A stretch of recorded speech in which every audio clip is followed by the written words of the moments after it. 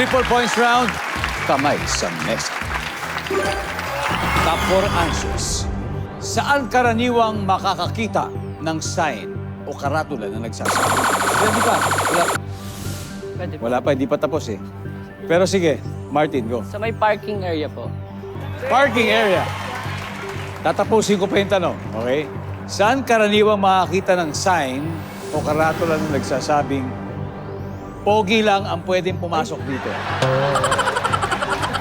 Hindi, biro lang. Hindi. Ang tanong, saan karaniwang makakita ng sign na nagsasabing no ID, no entry? Parking area.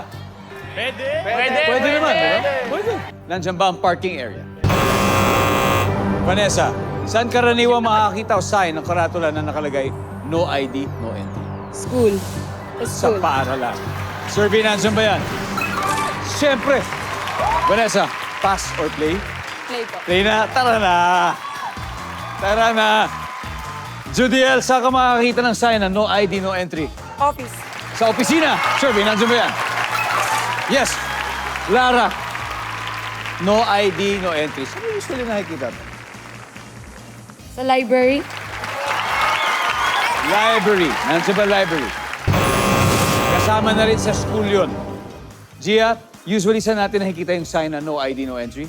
Sa mga authorized personnel only. Lalo na sa mga food chain. Sa mga food chain. Okay, sa mga food chain. Nandiyan ba yung food chain? Wala. Vanessa, be careful ha, kasi kung mali kayo dito, mapupunta sa kanila yung chance, magsisteal sila. Saan karaniwan makikita ang sign na no ID, no entry? Sa gate. Nang, School. nandiyan na yung school eh. Okay. Guys, may chance pa kayo manalo. Isang tamang sagot nyo lang, kahit zero kayo, 276, pwede pa yan. Martin, saan karaniwang makakakita ng sign na no ID, no entry? Sa may airport po. Airport. Chris, Sir Ding Dong, same answer, airport. airport din. Same. Walang iba? Wala. Raymark, saan makakakita ng sign na no ID, no entry? Pwedeng iba. Go. Sige. Same po, airport. Airport? Oh, sige. Matibay sila sa airport. Lilipad kaya score nila? Makahabol kaya sila? We'll find out. Nandiyan ba ang airport? Wala! Alright, guys. Sayang. Tingnan natin. Ano ba to? Number 4.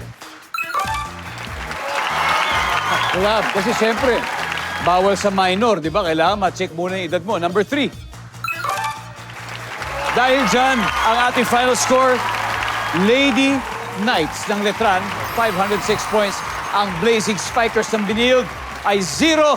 Di ba, pare? Champion pa rin naman kayo, Martin. Chris, thank you very much. Rocky, thank you very much. Raymark, mag-uuwi pa rin kayo ng 50,000 pesos. Congratulations, guys.